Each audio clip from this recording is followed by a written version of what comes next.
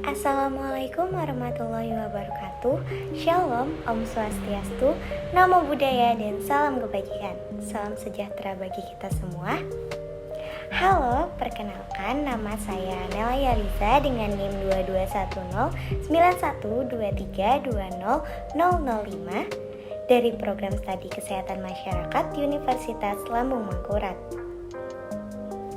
Di video ini saya akan menjelaskan tentang 8 kompetensi sarjana kesehatan masyarakat. Sebelum saya menjelaskan, saya akan memberitahu apa saja 8 kompetensi sarjana kesehatan masyarakat itu.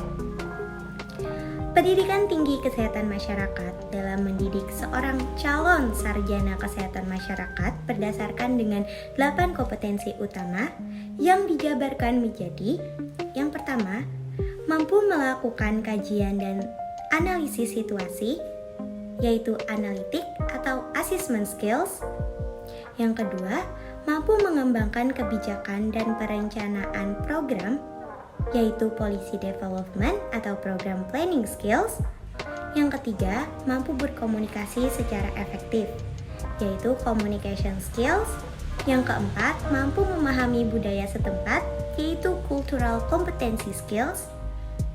Yang kelima, mampu melaksanakan pemberdayaan masyarakat, yaitu community empowerment. Yang keenam, memiliki penguasaan ilmu kesehatan masyarakat, yaitu public health science skills.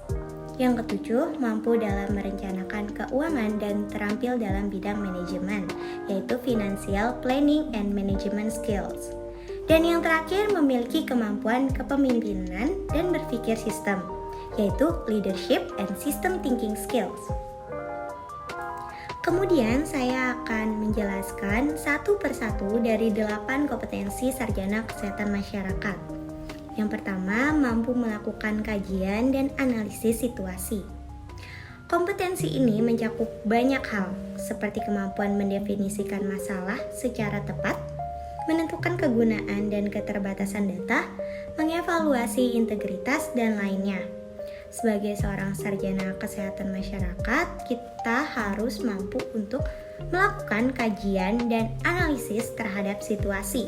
Contohnya adalah seperti kejadian pandemi virus COVID-19 kemarin. Kita sebagai sarjana kesehatan masyarakat harus mampu melakukan kajian dan analisis terhadap situasi, sehingga nantinya kita akan tahu bagaimana cara kita bertindak dan apa yang harus dilakukan agar situasi tidak menjadi semakin buruk atau bahkan memperbaiki situasi itu sendiri. Yang kedua, mampu mengembangkan kebijakan dan perencanaan program.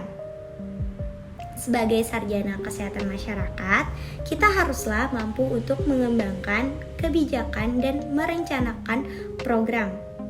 Karena mahasiswa prodi kesehatan masyarakat bertugas mengumpulkan, meringkas, dan menginterpretasikan informasi tentang isu kesehatan. Selanjutnya, dapat memformulasikan kebijakan tentang kesehatan secara jelas dan padat, serta memutuskan tindakan yang sesuai dengan masalah yang dihadapi. Yang ketiga, mampu berkomunikasi secara aktif. Masyarakat memiliki budaya dan latar belakang yang beragam. Satu budaya dengan budaya lainnya pasti memiliki aturan yang berbeda. Oleh sebab itu, lulusan sarjana kesehatan masyarakat harus mampu menggunakan metode dan pendekatan yang tepat untuk berinteraksi secara efektif dan profesional dengan orang dari latar belakang berbeda. Yang keempat, mampu memahami budaya setempat. Pembinaan kesehatan kepada masyarakat menjadi tugas utama sarjana kesehatan masyarakat. Tentunya hal tersebut membutuhkan kemampuan berkomunikasi secara efektif, baik melalui tulisan, lisan, dan metode lainnya. Mereka harus dapat mempresentasikan informasi secara akurat tentang demografi dan statistik program kesehatan kepada masyarakat.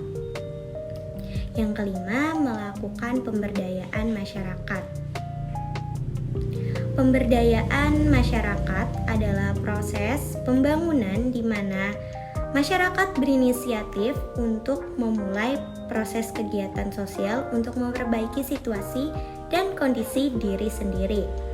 Pemberdayaan masyarakat hanya bisa terjadi apabila masyarakat itu sendiri ikut berpartisipasi.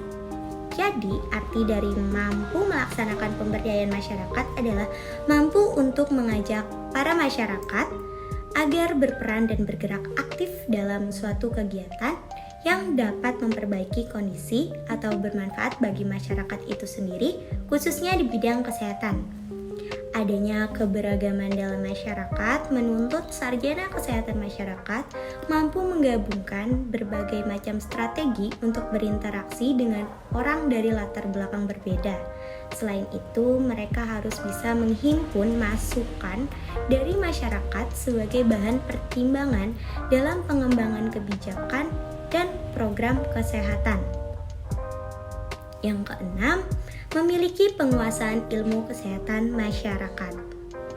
Memiliki penguasaan ilmu kesehatan masyarakat maksudnya yaitu sudah sewajarnya kita sebagai sarjana kesehatan masyarakat sudah memiliki penguasaan terhadap ilmu kesehatan masyarakat yang nantinya akan dapat kita gunakan untuk kebaikan banyak orang.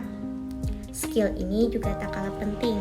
Mereka harus mampu mendefinisikan, menilai, dan memahami status kesehatan dalam populasi masyarakat, sekaligus dapat berkontribusi terhadap promosi kesehatan dan pencegahan penyakit. Kontribusi itu dapat diwujudkan melalui riset dan observasi langsung.